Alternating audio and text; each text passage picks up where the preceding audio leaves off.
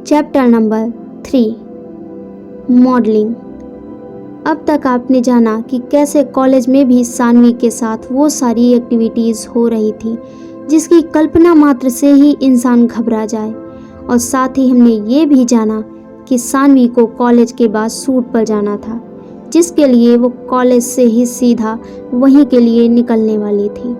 आवाज़ें उसे लगातार सुनाई दे रही थी। अब आगे। अपनी क्लासेस कंप्लीट करके सानवी अपने दोस्तों के साथ बाहर आती है। सानवी ने कहा, अब मैं निकलती हूँ, 4 बजे पहुँचना था वहाँ, 3:30 तो ऑलरेडी हो चुके हैं। त्रिशा ने कहा, ठीक से जाना और एक बार हाथ पर अच्छे से ड्रेसिंग करवा लेना।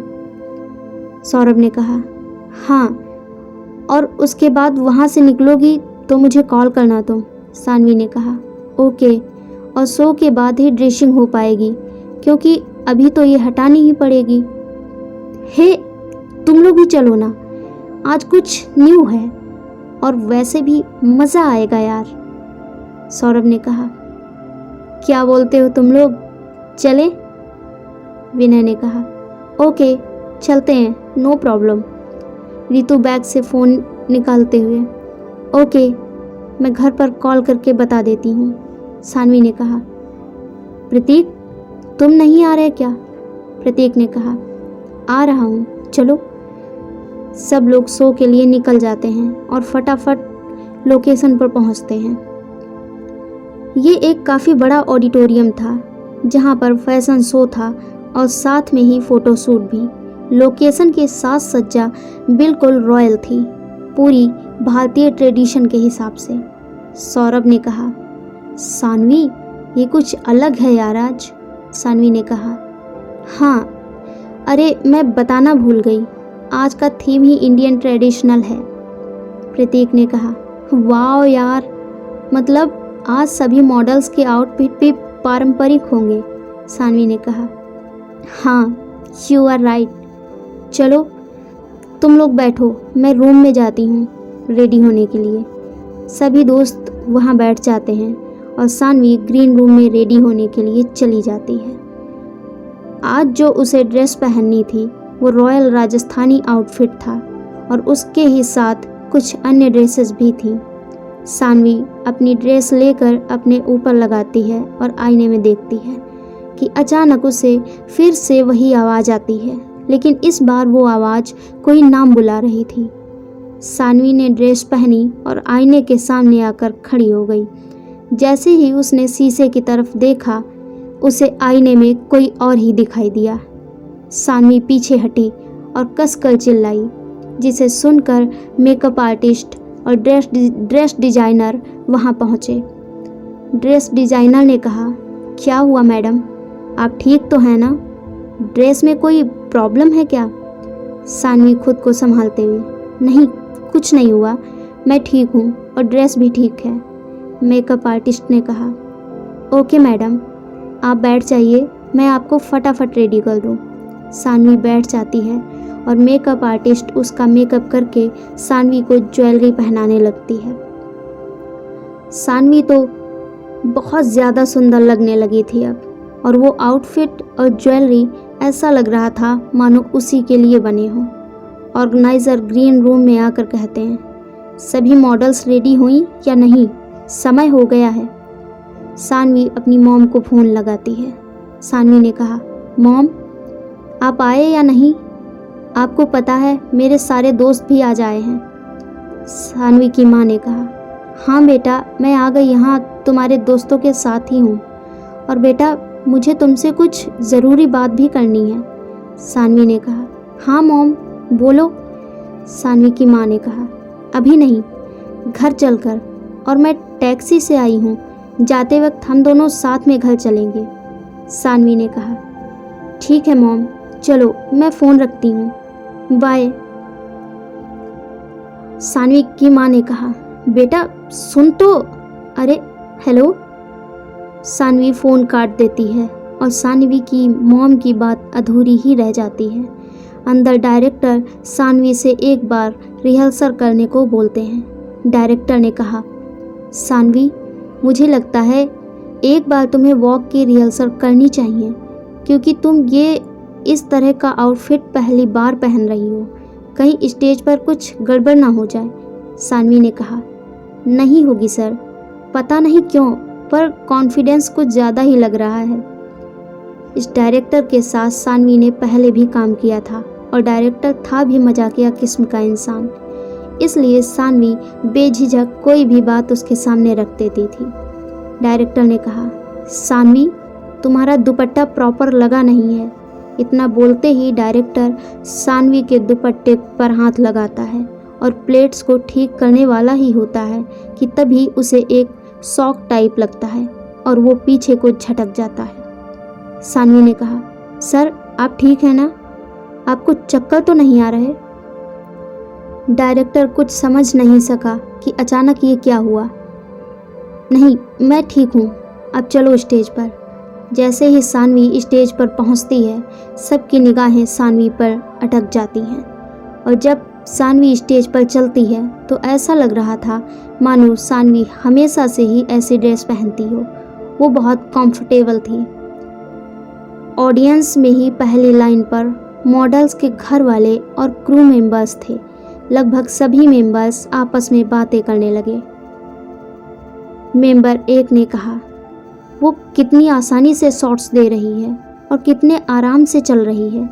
दूसरे मेंबर ने कहा, हो सकता है सानवी ने घर पर इसके लिए प्रैक्टिस की हो, क्योंकि जहाँ तक हमें याद है आज तक सानवी ने किसी भी शो में ऐसा आउटफिट नहीं पहना। ये सब बातें सानवी की माँ सुन रही थी और सानवी को उस तरह के कपड़ों में देखकर कुछ परेशान थी, क्योंकि सानवी ने तो कभी भी ऐसे कपड़े पहने ही नहीं थे, ना ही कभी कोई प्रैक्टिस। हालांकि सानवी को ये सब ड्रेसेस बहुत पसंद थी, जिसके बारे में जब भी वो अपनी माँ से बात करती तभी वो गुस्सा हो जाती। खैर जो भी, सानवी जैसे ही ग्रीन रूम में पहुंची, ऑलमोस्ट सभी मेंबर्स वहां आए। डायरेक्टर ने कहा, वाह सानवी, तुम तो सच में ऐसे चल रही थी जैसे तुम ऐसे ही कपड़े पहनती हो हमेशा। पर सानवी एकदम शांत थी। जब बाकी लोग उससे बात करने लगे तब भी सानवी ने कोई जवाब नहीं दिया, पर इतनी आवाज़ के बीच में उसने अपना झुका हुआ सर जब ऊपर को किया तब कुछ अलग ही था। उसकी आंखें सुर्ख लाल थीं, जैसे ज्वाला निकल रही हो, और आंखें बहुत बड़ी बड़ी खुली थीं। इसके तुरंत बाद सानवी बेहोश हो जाती है। अरे कोई पानी लाओ और इसकी मॉम को बुलाओ, किसी ने कहा। इतने में सानवी की मॉम और उसके दोस्त आते हैं। सानवी की माँ ने कहा, पानी। वो पानी लेकर सानवी पर छींटे डालती है, पर सानवी अब भी होश में नहीं आती। माँ ने कहा, सानवी, सानवी उठो बेटा, सानवी। हे भगवान, जिसका डर था वही हो रहा है। सौरभ ने कहा, क्या हुआ आंटी? क्या डर? क्या, किस चीज़ का डर? सानवी की माँ ने कहा, कुछ नहीं बेटा, शायद थकान हो गई होगी इसे।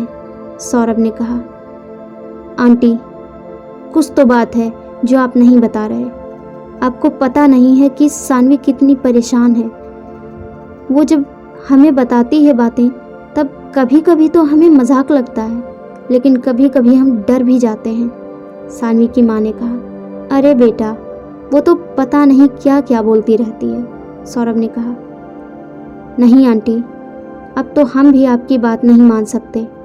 आज पता है, कॉलेज में क्लास में अपने आप ही उसके हाथ पर एक कट लग गया था, और भी बहुत सारी चीज़ें जो नॉर्मल तो बिल्कुल नहीं है। सानवी की माँ बीच में बात काटते हुए, चलो सानवी को कार में बिठाओ, आप लोग घर चलना चाहिए। अब आप लोग भी घर जाओ। जल्दी जल्दी में उस सानवी को गाड़ी में बिठाती है और कार ड्राइव करके घर चले जाती है। सौरभ और उसके दोस्त अब भी इन सब घटनाओं के बारे में लगातार सोच रहे थे। प्रतीक ने कहा, तुम लोगों को नहीं लग रहा कि आजकल ये कुछ ज़्यादा ही हो रहा है? मतलब हम लोग बचपन से साथ हैं, हालांकि सानवी ये हमेशा से बताती है कुछ आवाज़ें एंड ऑल, पर अब कुछ ज़्यादा। सौरभ ने कहा, पता नहीं, पर क्यों ऐसा बहुत स्ट्रांगली लग रहा है कि सानवी की मॉम कुछ छिपा रही हैं। विनय ने कहा, मुझे डर लग रहा है यार, क्या भूत सच में होते हैं? सौरभ ने कहा, व्हाट नॉनसेंस यार, ये सब कुछ नहीं होता है। चलो अब घर चलते हैं, इस बारे में फिर कभी बात करें। वैसे इस वीकेंड हम घूमने जा रहे हैं, याद है या भूल गए? दोनों ने कहा, याद है, और लड़कियों को भी बता दिया है, और सानवी भी आएगी। सब अपने अपने घर चले जाते हैं। सौरभ अब भी सभी बातों को लेकर काफ़ी परेशान था। रह रहकर उसे एक एक करके सारी घटनाएं याद आ रही थी। छोटी छोटी चीज़ों से परेशान ना होने वाली सानवी इतना परेशान रहने लगी थी। सच में मामला बहुत गंभीर होता जा रहा था। ना चाहते हुए भी सौरभ के मन में विनय जैसे सवाल आ रहे थे। क्या भूत प्रेत सच में होते हैं? और अगर होते भी हैं तो सानवी के साथ ये सब क्यों हो रहा है? और तो और वो जब सानवी के साथ होता है तब उसके साथ भी 3-4 दिन से ऐसे ही कुछ घटनाएं घट रही हैं जो नॉर्मल से कुछ ज़्यादा हैं। इन सब सवालों से घिरा सौरभ सो जाता है। आखिर सानवी को क्या हुआ था? वो उस ड्रेस के साथ इतनी सहज कैसे थी? सानवी की मॉम उसे वैसे देखकर परेशान क्यों हुई? और अगर सानवी की मॉम सब कुछ जानती थी तो बातों को क्यों छुपा रही? अचानक सानवी बेहोश क्यों हुई? क्या कभी सब कुछ ठीक हो पाएगा या चीजें ऐसे ही चलती रहेंगी? क्या सौरभ कुछ सोच रहा है? इसमें कुछ सच्चाई हो सकती है? सवाल काफ़ी सारे हैं आपके मन में भी, और इन सारे सवालों के जवाब जानने के लिए आप हमारे साथ बने रहिए और सुनते रहिए ये प्यारी सी स्टोरी रिश्ता पूर्व जन्म का। धन्यवाद।